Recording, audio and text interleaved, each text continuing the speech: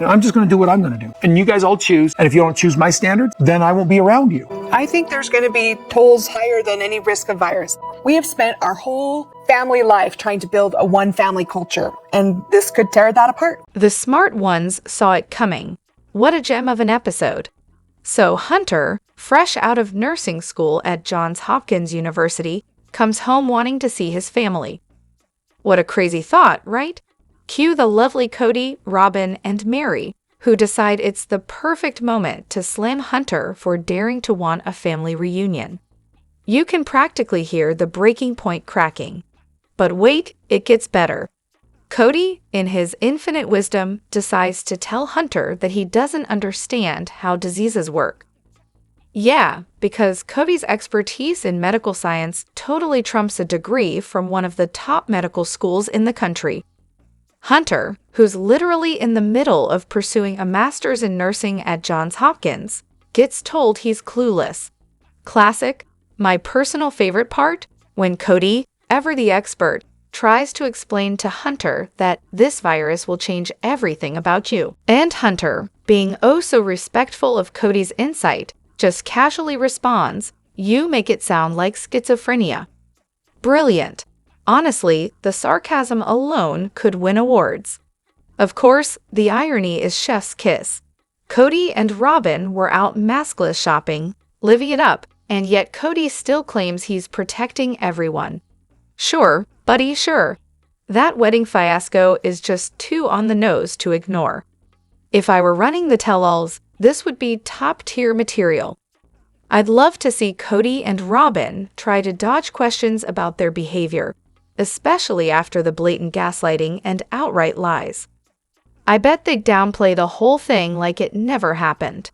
But here's the real kicker. While the family is falling apart, relationships irreparably damaged, they're casually buying a $2 million house. Nothing screams family first like a new mansion, right? Their priorities are so clear, it's almost laughable. We've got so much to dive into today, so let's not waste any time. Let's jump straight into it. Hey everyone, what's up? It's Elena here, and welcome back to my channel Reality Nexus X. Leon uses they or them pronouns. If you're still using the wrong pronouns or dead naming Leon, guess what? Your comment or post will be removed. We've all heard this enough times, so don't even try the "I didn't know" excuse. It's been made clear. Leon was mentioned in a recent episode, so that's on the record now. Please respect Leon and their pronouns. If you can't do that, maybe just skip the comment entirely. Okay, I get it, but let's be real here for a sec. Someone who's just started watching the show from season 1 and isn't up to date isn't necessarily coming from a place of malice. They're probably just unaware. It's not like they're actively refusing to accept the trans community. Sometimes ignorance is just that, ignorance, not intolerance. Does that make sense? Not every case is a direct attack, and the whole "we're not accepting this" vibe kind of shuts down the conversation. People can't learn if you cancel the class before they even get a chance. And as for Leon, I had no clue either until I started spending way too much time on YouTube. Leon wasn't part of the show, at least not in a direct way, until later on. So yeah, people who've been watching from season 1 probably have no idea who Leon is unless they've been hanging out here for a while. That's just the reality. But here's where I'm coming from. People who were watching back when Leon's transition happened off camera are mostly not commenting out of bad faith. They just didn't know. What matters is how they respond when they do find out. If they edit their comment and adjust, awesome. If they double down and keep being a jerk, that's when the mods should step in and delete. Simple as that. And maybe we should also acknowledge not everyone spends all their time on YouTube when they're first watching the show. Maybe they're still trying to catch up. It's easy to forget that not everyone is in the know from the get-go. Look, I get that moderating is tough. I'm not trying to sound unsympathetic, even if it comes across that way in text. Just trying to keep things in perspective.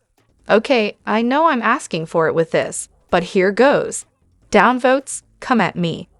After all the criticism Christine and David have gotten, I'm honestly fine with 90% of what they're doing. They're not kids. They're in love.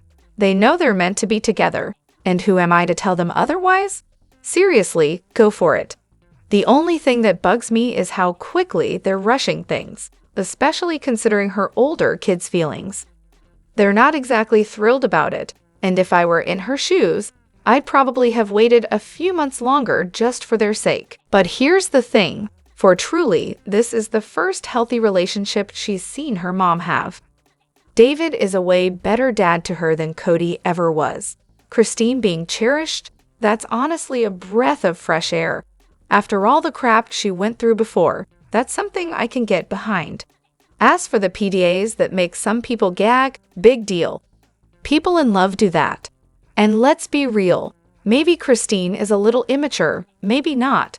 But even if she had no baggage and was 100% emotionally mature, PDAs are still pretty normal for a lot of couples. My husband died 18 months ago. It was a total shock. No one saw it coming. We were married for 27 years, and both of us knew immediately that we were supposed to be together. Neither of us had any intention of getting married until we met each other. And if he were here right now, I'd be all over him, PDA style, private or public. And anyone who has a problem with it, they can kiss my ass. Life's short, folks. As for all the psychoanalyzing going on, let's be honest, most of us aren't psychologists. So how exactly are we diagnosing Christine's emotional issues from our couches? She's happy, and it looks like her kids have come to terms with it, too. So here's a thought. Two things can be true at the same time. Yes, it might feel like a rush for her older kids, but that doesn't mean Christine doesn't deserve this happiness. Funny how we're all up in arms because Christine's having a little PDA and moving too fast as an independent woman in her 50s. But we were totally fine watching her endure years of humiliation as a young wife to a man who was clearly disgusted by her. But sure, let's keep focusing on this. Is it just me, or does anyone else not really care about Christine and David? Don't get me wrong, I'm genuinely happy Christine found her lobster, but I'm just not all that invested. The real drama this season is watching Miri build a chosen family, seeing her finally happy and free, and Janelle stepping away from Kody to make sure she gets everything she's owed, both emotionally and financially. Meanwhile, Christine and David feel like a total afterthought. Honestly, I wouldn't mind their storyline so much if they hadn't already aired their wedding. The timeline is way behind, and it's hard to get excited when we already know how this ends. We're not meeting David for the first time. We've seen their whole story unfold. And can we talk about how awkward it is when Christine and David start making out in front of her kids? I'm all for her finding happiness, but we've already watched them tie the knot. Do we really need to go back to the beginning of their relationship? I'm at the point where I can't stand to hear her say baby with that scrunched nose again. Don't even get me started on their makeout sessions. It's just too much. Honestly, I think Christine and David should just sail off into the sunset, live their happily ever after, and spare us the ongoing play-by-play. I'm thrilled for Christine, but reality TV might not be doing her marriage any favors. Does anyone else get the feeling that Robyn's officially got the ick when it comes to Kody? Watching their argument was like witnessing a car crash in slow motion. He's not putting in enough effort to contact his kids, and she's upset because he's acting like her dad, calling her out and saying she's losing respect for him. Honestly, it feels like a deal-breaker moment, right? I mean, if your partner starts reminding you of your parent who hurt you, isn't that the universe telling you it's time to walk away? I'm starting to think Robyn's really done with him. She'll probably stay for the kids and for the sake of her religion, but I can't imagine her being truly happy with him. I think she's playing the role for the cameras because she sees that TLC money slipping away. And let's be real, I wouldn't be surprised if she's reading some of the things people are saying online. Her comments about his scary murder face, we've all noticed it's unsettling and kind of creepy. Honestly, I think she's had the ick for a while now. Kody seems way more obsessed with her than she is with him. For her, stability was the top priority, liking him was secondary. Now, he's just an embarrassing accessory no one else wants, with the reputation of a deadbeat dad and psycho. So yeah, she's probably over it. But stability is still her #1 concern, so she just tolerates him. I've seen something similar happen in my own life, though not in a polygamous relationship. The behavior patterns are oddly familiar. I think for Robyn, the ick really set in once she realized she wasn't getting anything out of him anymore. She's clearly not in it for love, and frankly, neither is he. They're both just stuck together in this weird, miserable situation, and I doubt either of them are truly happy. So, I'm rewatching season 1 while waiting for the new episode to drop on Max, and something totally stood out to me. Just 2 months into dating, Robyn declares Kody is her soulmate, and they're already talking about marriage. 2 months. This is only 2 weeks longer than when Christine says David is her soulmate, and they're looking at wedding venues. And FYI, Christine and David were seeing each other constantly during that time, while Robyn was living 4 hours away from Kody. Now, don't get me wrong, I'm not criticizing people who think Christine and David rushed things. Honestly, both situations seem pretty fast when you look at them from the outside. But I thought it was kind of interesting to compare the two. When I first watched season 1, I didn't realize just how short of a timeline Kody and Robyn had. Maybe it's just the clash of cultures, and this sort of rushed whirlwind romance is more normal-ish for some folks. And here's the irony. Kody and Crybros are struggling in their marriage right now, and they've been married the same length of time Christine was when Crybros joined the family. Let that sink in. At the start of their relationship, Crybros was all high and mighty, looking down on Christine. Can you even imagine if Kody brought in another woman who's like 31 now? She'd be giving the original OG wife a serious run for her money. There's no way she'd be taking it well. Kody's abandonment of his kids hits me hard, and honestly, it's all too familiar. I have a dad who's like a carbon copy of Kody, never willing to take responsibility, allergic to offering an olive branch, and with a level of spite that could rival a villain in a soap opera. He wasn't always this way, though. When I was younger, he wasn't so cold and distant. Watching Kody spiral over the seasons just rips me apart, because it feels like I'm watching my own dad in real time. It's like a painful reminder of how things went down for me. I genuinely hurt for Kody's kids. They've had to witness their father walk out on them time and time again, leaving them behind, and it's not just emotional abandonment. It's in the cold, hard evidence of every decision he's made that puts someone else first. Can you imagine living with a timeline of your dad constantly choosing someone else over you? That's just brutal. And then there's the real kicker. Once we start thinking for ourselves, it's like we become public enemy #1. Seriously, that's the cruelest part. If he were just a deadbeat dad who couldn't be bothered with any of his kids, at least that would be some level of consistency. But no, the real twist here is watching Kody fawn over 2 daughters who aren't even biologically his, while completely ignoring his own kids who needed him when they were young and still need him now.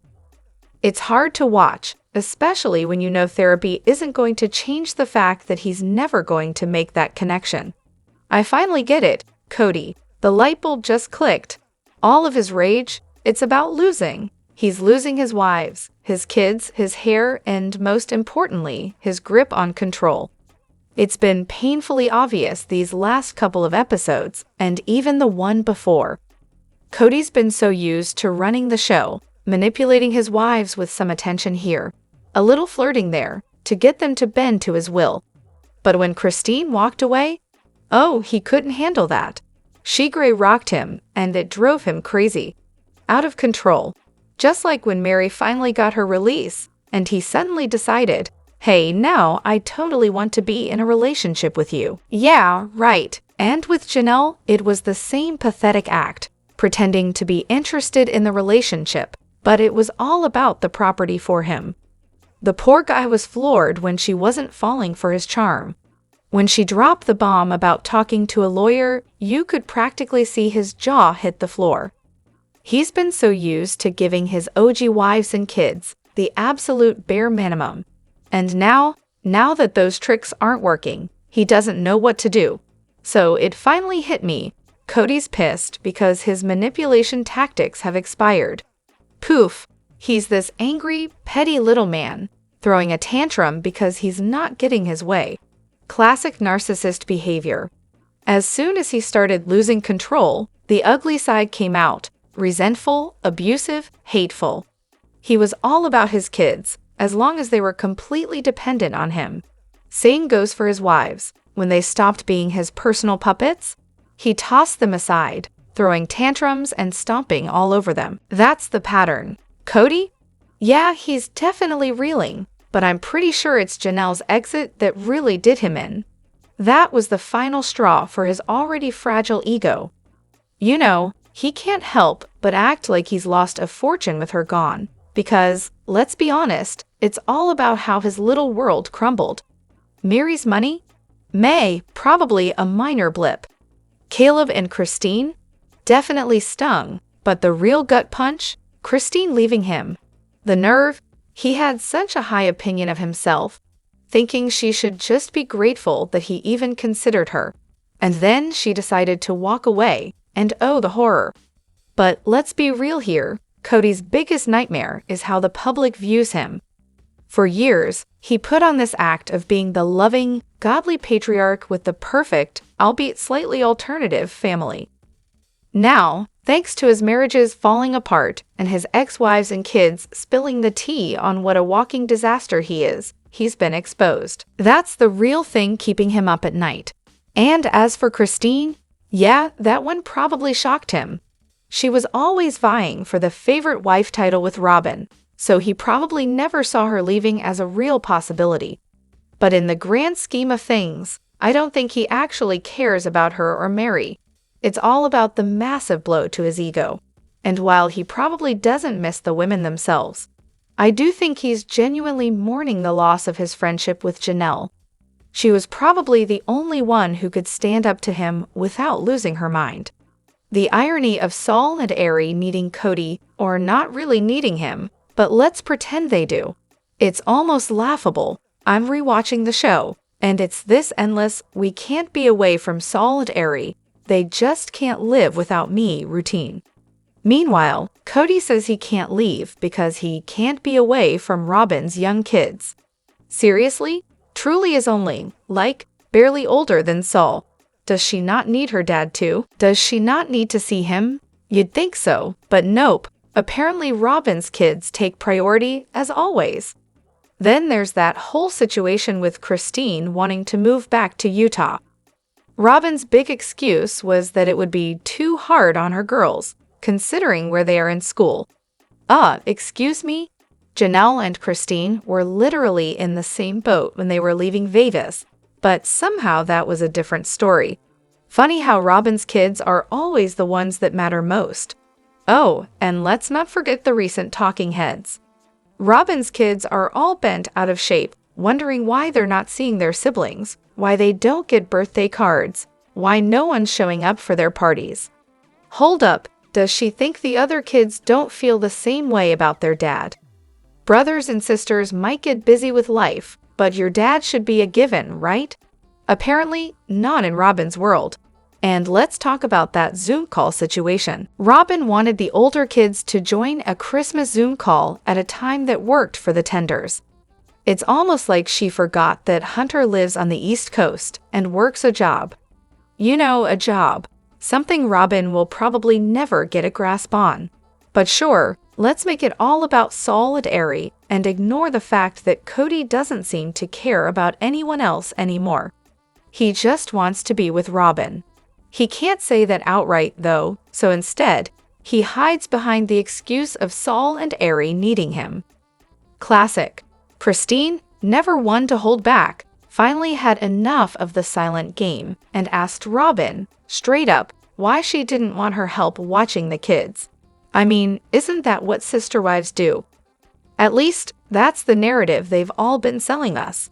But Robyn, the picture of grace, shot back with a sarcastic "Really? Are we doing this?" or something equally as charming. Meanwhile, Kody, surprise, surprise, kept his head down like he had just discovered a new level of interest in the floor.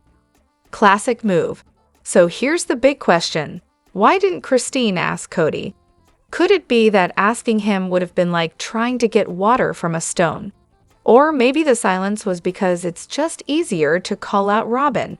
After all, it's not like Kody ever seems to pull Robyn up on any of her contradictions. No, he's all too quick to point fingers at Christine, Janelle, and Mary when they so much as look at Robyn the wrong way. But does he ever step up and tell Robyn, "Hey, maybe you should be pulling your weight, too?" Not so much. It's almost laughable when you think about it.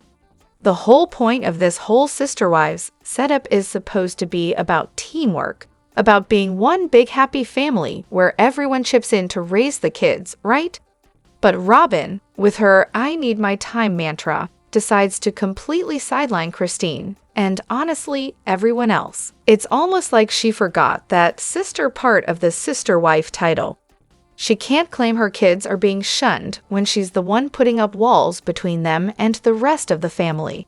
Classic move. And let's not forget that Robyn's complaints about her kids being unaccepted started way back in season 3, when her sister was living with her, playing nanny. Of course, that's before Sol came into the picture. You'd think that'd be the perfect time for her to lean into her sister wife role, right? But nope, she made it clear her kids were her priority, much to Christine's dismay. And honestly, could we blame Christine? She saw the writing on the wall way back then. Robyn was all about her own little bubble. It's hard to be a team player when you're making it clear your kids come before anyone else's. Then Christine dropped the bombshell. She didn't just hint at Robyn's use of outside help, she went and made it public. Now, it was obvious that Robyn wasn't raising her kids in isolation, but she was quick to make sure the others knew she was doing things her way, and I'm sure Christine paid the price for this little public outing. We all know Kody's not exactly gentle when it comes to his favorites.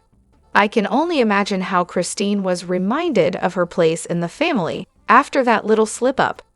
Kody probably had a nice private chat with her, and no doubt any of Christine's privileges were on ice until she groveled just the right amount. Let me know what you think in the comments. Don't forget to hit that like button and subscribe to my channel. I'll see you in the next video. Take care and much love to you all.